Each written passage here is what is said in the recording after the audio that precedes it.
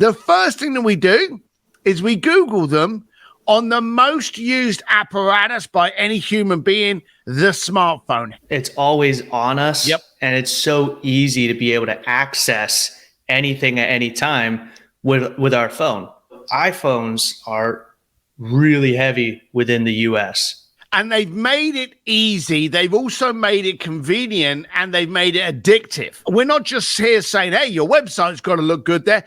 Your life has to look good on a smartphone. Here we go. Another clarity with Sims Media. It's another one of these. I'm surprised they've been going on this long, but they're kind of fun. They're really more than anything just a chance for me and you to just chat about what's going on and keep it in our mind. So I'm enjoying these. So again, for any of you that are just joining us, welcome. You can ask questions. We will get them. And if they're interesting, we'll answer them. If they're not, we'll ignore them.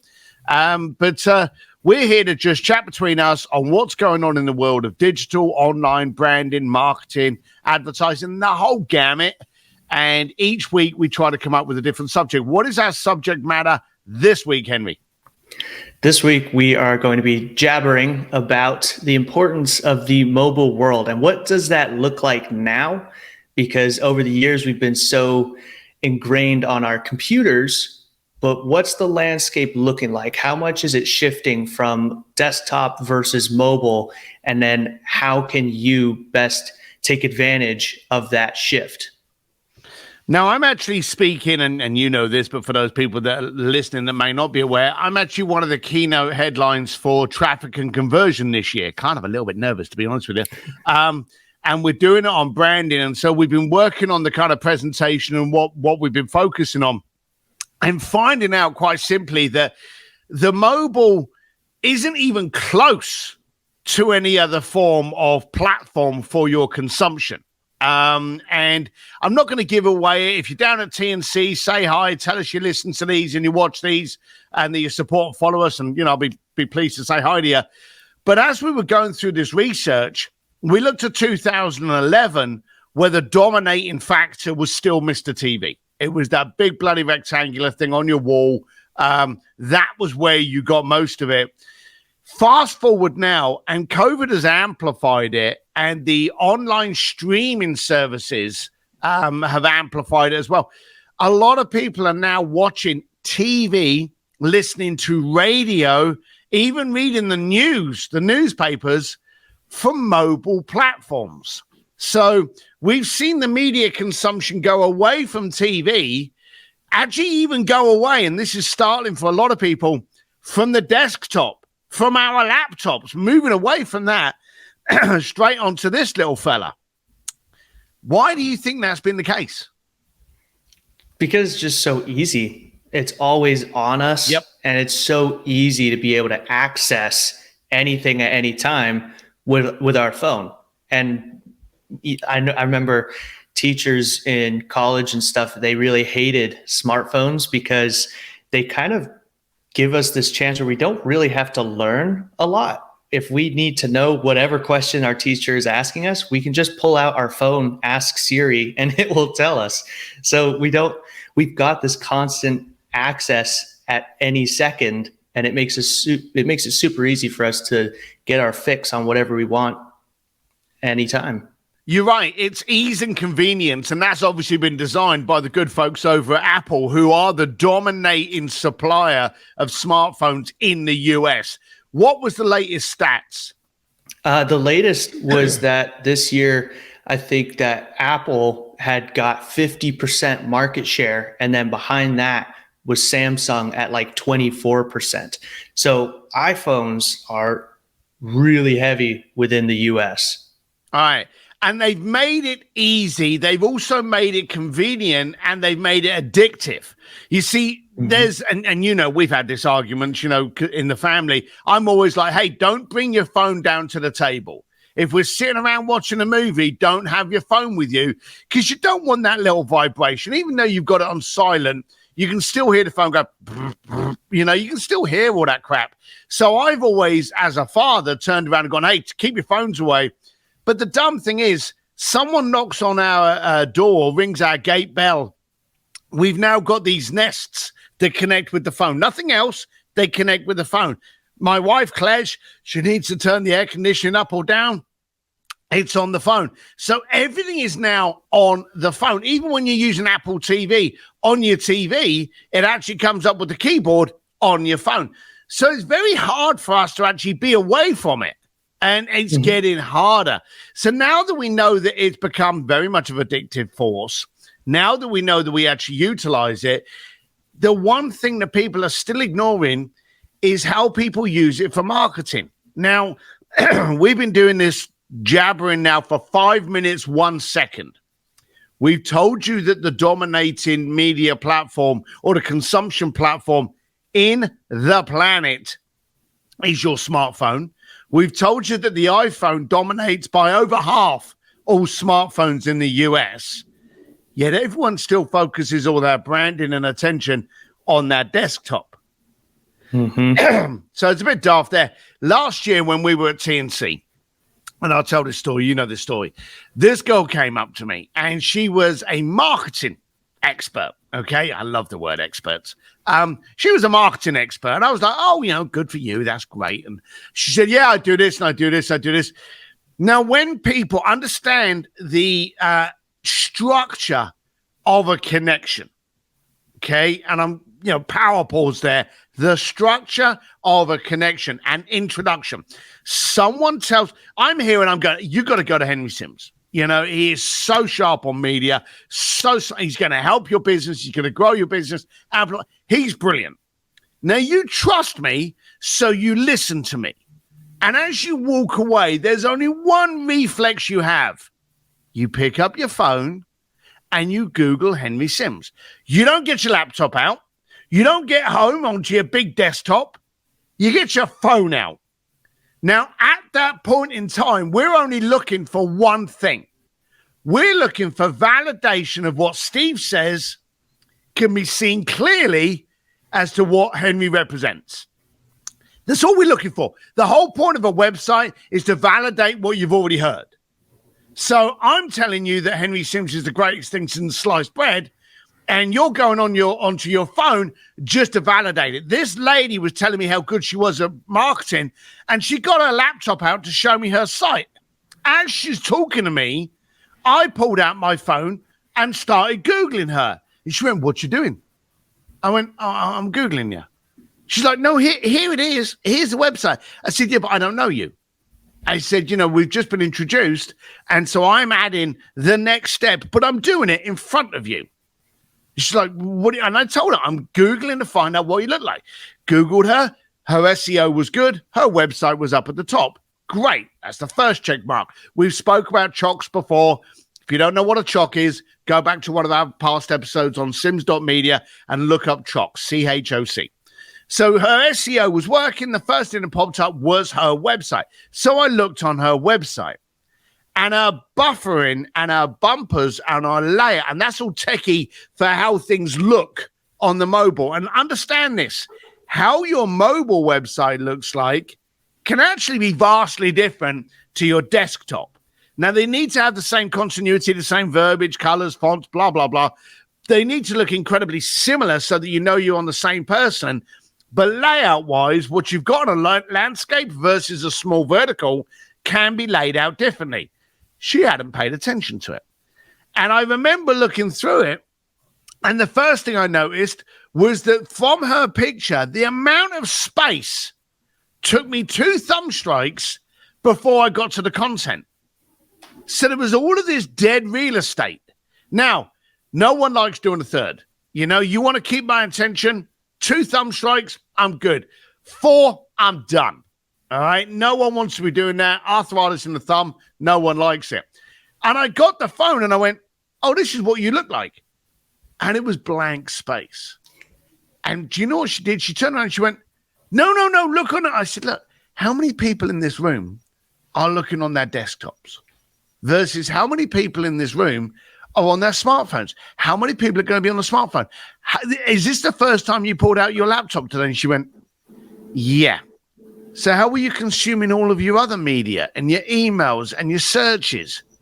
My smartphone. The first thing you could do, the first thing that we do whenever we do any of the media with our clients, the first thing that we do is we Google them on the most used apparatus by any human being, the smartphone. How do you look there? Couldn't give a shit how you look like on the movies. How do you look there? And that's the biggest downfall. Why do people still overlook it? Because it's easy to design and look at things on a computer, but it's just that old style that we're used to. And it's when they're building, you built the website on your computer. And so everyone makes the mistake of building it for the computer first, and then assuming that it's going to look good on the mobile device. So really, you have to do it the other way around. Even though you're going to be building your website on a computer, you want to focus first on how's it going to look for mobile, and then look at how can I build it to look good on a computer. Because you said it, when we are out and about, whenever we need to search something, we pull out our phone because it's right in our pocket, and that's where we look. So when we are trying to design websites on our computer and we decide to design them looking good on our computer first, then we're going to have a harder time with the mobile look, or we're just not going to even think about it. So when you design your websites, you have to design from a mobile first, then optimize it and relay out and all that for desktop. And they do look different. We've got certain websites where sections will be hidden or entirely different when it's on a mobile device versus a desktop, just because of compatibility and the experience of using one device over the other. So that's the first thing, is changing how you build the website. It'll be built on your computer, but you have to build it from the perspective of your phone before you then design it to look nice on your computer. Now, that's the website, okay? Mm-hmm. I don't want everyone out there thinking, well, I better just check my website. You need to check your conversation. You see, when I send you an email, I can put in there 4 or 5 paragraphs. When you open it up on your laptop, excuse me, when you open up 4 or 5 paragraphs on your laptop, your laptop's big enough, your desktop is certainly big enough, you can read it, you can see the spacing, it's not intimidating.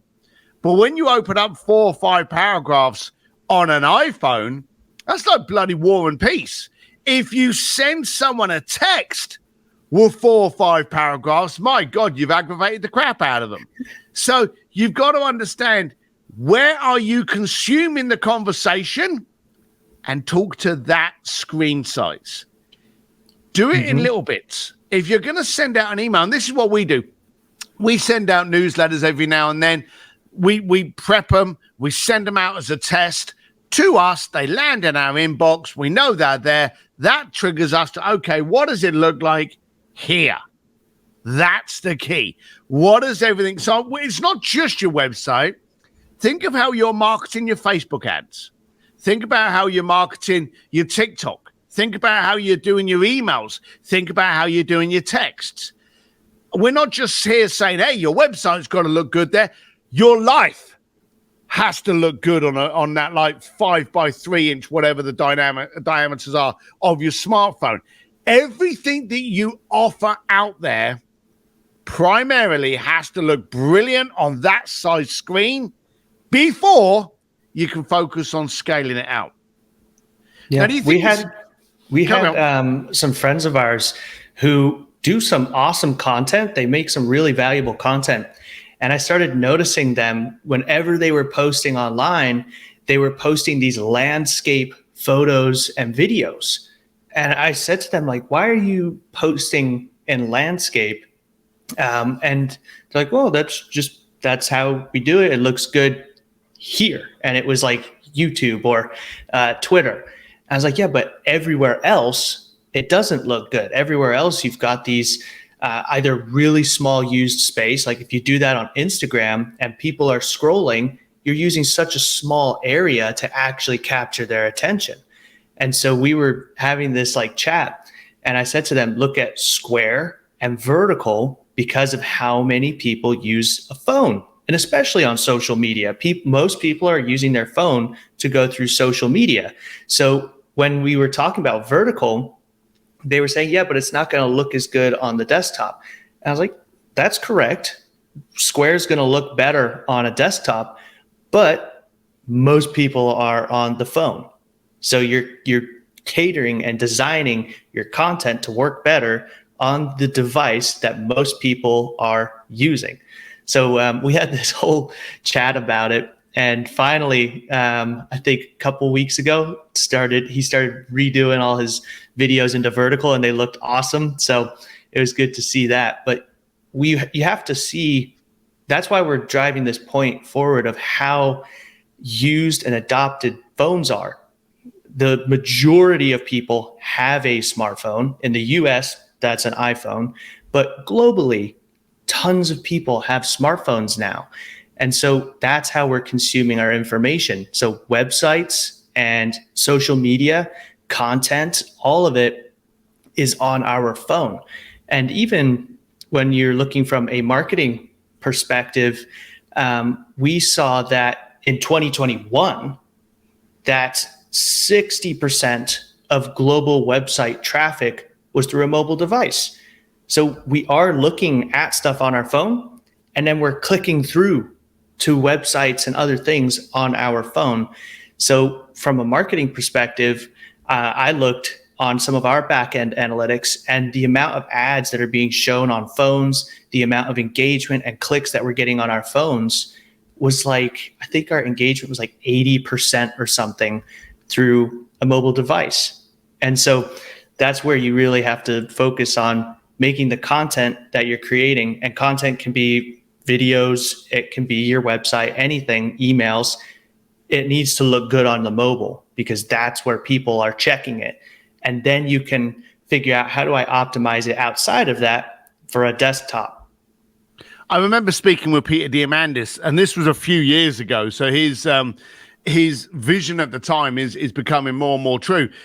A lot of the youth and the young adopters. Now, when I say young adopters, this could be someone in their 50s. Like, for argument's sake, my mother-in-law hasn't got a desktop, but she's got an iPad. So a lot of late adopters now and the youth are actually going for mobile platforms. They're going for tablets. They're going for phones because that's good enough. And of course, if you notice that Apple recognized this and they are building bigger screens. In fact, I think the iPhone 14, what's that, 6.7? And the last one was 6.1.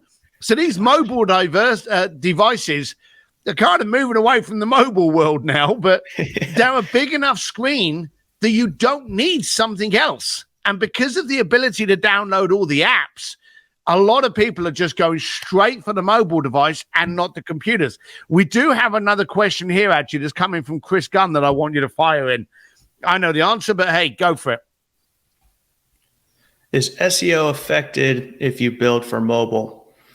Well, I would say so. I don't know technicality of search, if it is improved. I would imagine so, but in my mind, the quality of the search is definitely going to be affected, because if you build it for mobile, or if you don't build it for mobile and it still shows up and someone goes to it, then it's not going to be a good experience. They'll leave.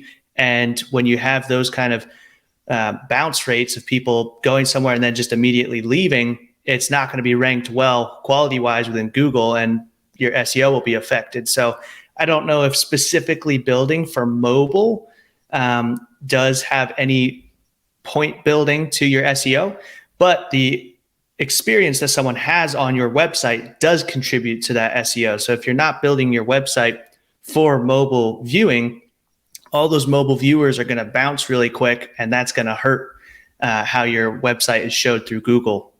I think we should get a follow-up answer on that. And Chris, I'll actually get it. Now we have a team that work for us, and we actually have an SEO department and division. So I'll actually defer this question to them to find out what the differences are. But again, if you're building a website, you should first of all build it for mobile and then do the SEO that works best for that, and then look at how to optimize it for the desktop, not vice versa. So Chris, I'll come back to get a 100% answer on the SEO differentiators between the mobile and the desktop. So we already know that the world of digital is being consumed on your handheld, we now know that we need to be focusing on that. Any of your newsletters, any of your emails, any of your communication, any of your advertising, pick up your phone, send yourself a test, and check it there first. Whenever I send out an email, and it's an important email to me regarding Speakeasy or where I'm speaking, I'll send it to myself first, and I'll check it on my phone. If it looks good on my phone, it's going to look dynamite on my desktop, but always do that. As we finish up, because we only run these for about 20 minutes a time, what else should we be focusing on, Henry? I just think that you should look through your whole system and see where you're prioritizing, where you're gaining the attention. Do you assume that most people are looking on computer and that's how you're designing stuff?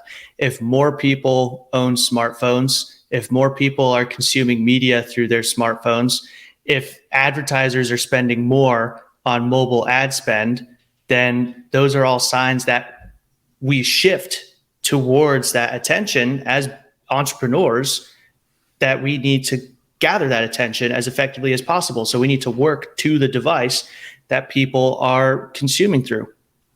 There was the downside with marketing and branding, I'll kind of finish it off with here, is that people overcomplicate shit that they don't understand.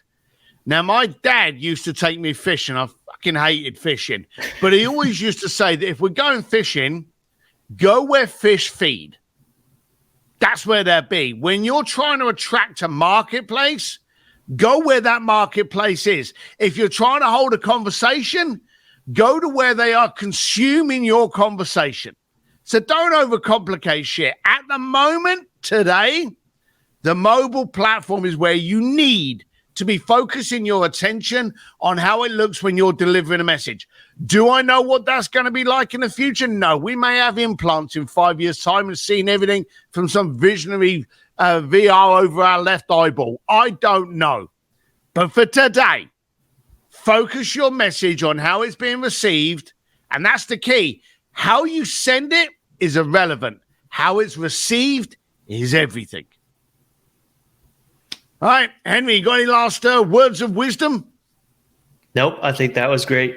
All right, and we're in Newport Beach next week with a Scott Duffy event. Then the following week, we're at Mimosa Mastermind, and then keynote at Traffic and Conversion. So look forward to seeing you bunch. Any of these areas that you see me speaking, come over and say hi. Henry's always there because I'm the good-looking one. He's the intelligent. So just make sure you come over, say hi to us, and thanks for being part of the family. Henry, I'll see you soon. All righty.